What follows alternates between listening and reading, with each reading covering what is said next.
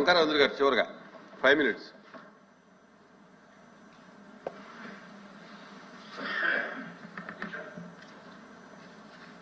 ఈ బడ్జెట్ సమావేశంలో నాకు అవకాశం ఇచ్చినందుకు ముందుగా మీకు నా ధన్యవాదాలు తెలియజేసుకుంటూ, ఎమ్మెల్సీగా ఫస్ట్ ఇయర్ అక్కడ కూర్చున్నాను అధ్యక్ష. అక్కడ కూర్చుంటే మైక్ బాగుండేది, స్పీకర్ బాగుండేది. ఈ సెకండ్ ఇయర్లో నన్ను చివరి బెంచ్లో పెట్టారు అధ్యక్ష, లాస్ట్ బెంచ్లో. ఈ మైక్ కూడా సరిగ్గా పనిచేయట్లేదు అధ్యక్ష. గతంలో నేను మాట్లాడుతున్నప్పుడు మైక్ ఆన్ చేయగానే అధ్యక్ష అనే పదం కట్ అయిపోయేది, మీ దాకా వచ్చాడు మిగతా మాటలు వచ్చేవి. దానివల్ల కొంచెం ఈ పాత మైక్ అయిపోయింది అధ్యక్ష. ఇదే కనుక బ్యాక్ టేబుల్ ఉంచినట్టయితే ఈ మైకులు కొంచెం మార్చమని, లేని పక్షం నన్ను కొంచెం ముందుకైనా పెట్టమని మిమ్మల్ని కోరుకుంటూ, మరి ఈ బడ్జెట్ మీద అందరూ కూడా చాలా అభిప్రాయాలు చెప్పారు. మరి నా ఉద్దేశంలో బడ్జెట్ అనేది ఒక ప్రపోజల్. ఈ ప్రపోజల్ ఎప్పుడైనా మార్చుకోవచ్చు, ఎలా విధంగా మార్చుకోవచ్చు ప్రజల అవసరార్థం. అది ముందుగా 2 సూచనలు చేస్తాను అధ్యక్ష. నేను మనకి గవర్నమెంట్ మారినప్పుడల్లా కొన్ని పనులు ఆగిపోతూ ఉంటాయి. ఆగవు, వెళ్ళి ఖచ్చితంగా కొంత పనులు ప్రోగ్రెస్లో ఉంటాయి.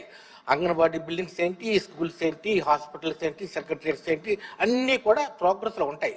అవి ఆగిపోతున్నాయి అధ్యక్ష. అలా ఆగకూడదు. ఏ గవర్నమెంట్ వచ్చినా సరే అది ఇప్పుడు కంటిన్యూ అవ్వాలి.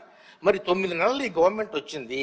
9 నెలల గవర్నమెంట్లో పాత గవర్నమెంట్లో ఎన్ని ఆగిపోయినాయి ఇలా కంటిన్యూ చేస్తున్నాం. దానికి ఒక హెడ్ పెడదాం అధ్యక్ష. ఒక ఫైనాన్స్ ఒక హెడ్ పెట్టి, లాస్ట్ గవర్నమెంట్ ఈ పనులు పూర్తిగా చేయలేదు, ఇప్పుడు మా గవర్నమెంట్ చేస్తున్నాం అంటే క్రెడిట్ ఇప్పటికే వస్తుంది, మీకే వస్తుంది, చేసాం. ఇక్కడ క్రెడిట్ ఎవరికైనా కాదు అధ్యక్ష. బిల్డింగ్లు మాత్రం పాతబడిపోకూడదు, ఇనుము తుప్పట్టకూడదు, వేస్టేజ్ అవ్వకూడదు, ప్రజల డబ్బు ఒక వేస్ట్ అవ్వకూడదని కేవలం ఉద్దేశం అధ్యక్ష. అందువల్ల పెండింగ్ పనులకి, పెండింగ్ బిల్డర్స్ కి ఒక సెపరేట్ హెడ్ పెట్టి క్యాపిటల్ ఎక్స్పెండిచర్లో ఒక ప్రపోజల్ పెట్టుంటే ప్రజలకు కూడా పూర్తిగా అవగాహన వస్తుందని నేను ఒక సూచన చేస్తాను అధ్యక్ష. నెక్స్ట్ వైద్యం అనేది చాలా ఇంపార్టెంట్ మనకి. మరి చాలా ఈసారి spending on the health as a percent of total expenditure 2023-24లో 6.4% మనం యాక్చువల్గా ఖర్చు పెట్టాం అధ్యక్ష. 25-26లో 6.7% మనం పొజిషన్ ఇచ్చాం. అంటే లాస్ట్ ఫైనాన్షియల్ ఇయర్ కానీ ఈ ఫైనాన్షియల్ ఇయర్లో ఒక 0.3% ఎక్కువ ఇచ్చాం. ఇది కూడా మనం గర్వంగా చెప్పుకోదగ్గది. Average of all the states 6.2. అందరి స్టేట్ మీద మనం ఎక్కువ ఖర్చు పెడుతున్నాం. కానీ ఇంత ఖర్చు పెడుతున్నా మరి మన వైద్య సేవలు, మరి ఎన్టీఆర్ వైద్య సేవ అవ్వనివ్వండి, ఆరోగ్య సేవ అవ్వనివ్వండి, ఇట్లా ఇంకా పెండింగ్ ఎప్పుడైతే ఉన్నాయి అధ్యక్ష. ఆ పెండింగ్ మూలంగా పేదవాళ్ళు బెనిఫిట్ పొందలేకపోతున్నారు. ఒక ఉదాహరణ చెప్పాలంటే మీకు వెస్ట్ గోదావరి తణుకులో అక్కడ ఒక డయాలసిస్ సెంటర్ ఉంది. అక్కడ పేదలు ఎంతో మంది చేర్చుకుంటున్నారు. ఆ డయాలసిస్ సెంటర్కి జూలై నెల నుంచి ఇప్పటిదాకా 1,23,00,000 ఒక బాకీ ఉంది అధ్యక్ష. ఒక డయాలసిస్ సెంటర్కి 1,23,00,000 రూపాయలు బాకీ ఉంటే ఆ డయాలసిస్ సెంటర్ ఏ విధంగా ముందుకెళ్తుంది, పేషెంట్ ఏ విధంగా సర్వీస్ చేస్తారు?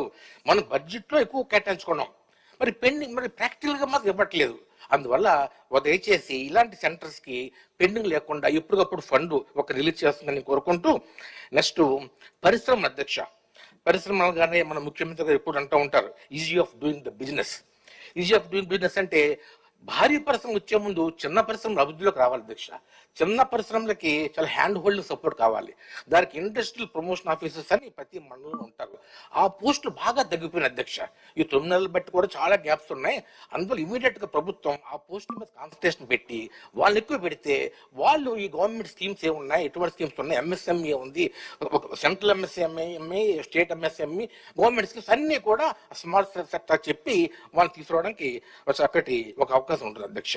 మరి ఎలక్ట్రికల్ కూడా చాలా ఇబ్బందులు వస్తున్నాయి అధ్యక్ష. ఒక చిన్న ఉదాహరణ, ఈస్ట్ గోదావరి డిస్ట్రిక్ట్ లో అక్కడ పెరవలి మండలంలో కండవల గ్రామంలో ఒక స్పిన్నింగ్ మిల్ కి ఒక రిస్టోరేషన్ 2 kVA పవర్ కావాలని 3 నెలల క్రితం అడిగితే ఇప్పుడు దాకా ఇవ్వలేకపోయారు అధ్యక్ష. మరి నేను ఈ విషయాన్ని మంత్రి గారి దృష్టిలో తీసుకెళ్లాను. మంత్రి గారు కూడా పాపం చాలా చక్కగా ఆయన చెప్పారు, డిపార్ట్మెంట్ చెప్పారు. అయినప్పటికీ కూడా అధికారులు సరిగ్గా చేయలేకపోతున్నారు అధ్యక్ష. అందులో అధికారులు కూడా మీరు పూర్తిగా చూడాలి, కరెక్ట్ గా గైడెన్స్ ఇవ్వాలి.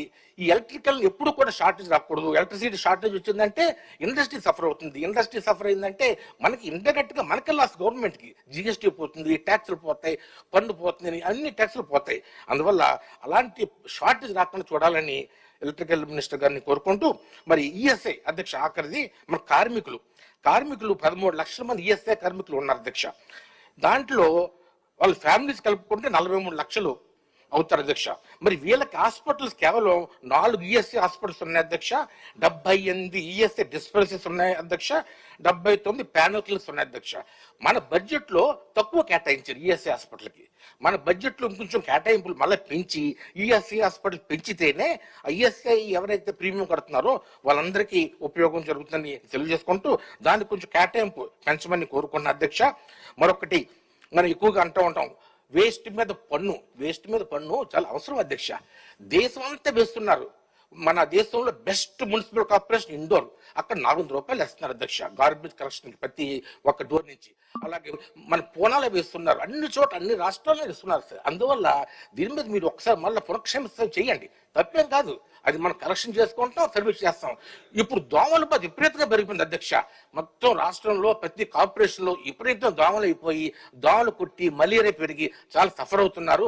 Shortage of the municipal workers, అందులో ఆ విధంగా చేయాలని నేను కోరుకుంటూ, మరి ఈ బడ్జెట్ లో ఏదైతే అభ్యర్థులు సూచించారో పాజిటివ్ అన్ని కూడా మీరు ఇన్కార్పొరేట్ చేసి బెస్ట్ గవర్నెన్స్ ఇవ్వాలని నేను కోరుకుంటూ నాకు అవకాశం ఇచ్చినందుకు నా అభినందన తెలియజేస్తున్నాను.